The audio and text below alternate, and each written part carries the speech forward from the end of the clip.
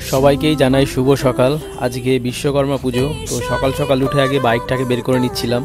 Bike বের করে বাইকটাকে ধোবো। দেখো বাইকের অবস্থা, যেহেতু 2-3 দিন ধরে কন্টিনিউ বৃষ্টি হচ্ছিল, তো সেই কারণে আরও কাদা লেগে গেছিলো বাইকে।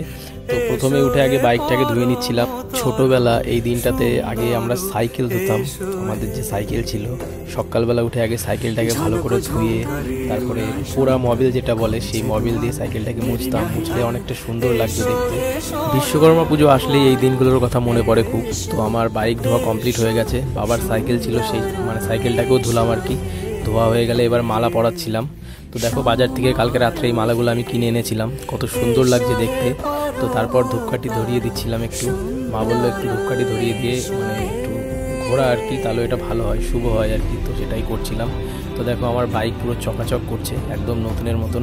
আর ভিডিওটা ভালো লাগলে একটা লাইক করো। দেখা হচ্ছে পরে ভিডিওতে, ততক্ষণ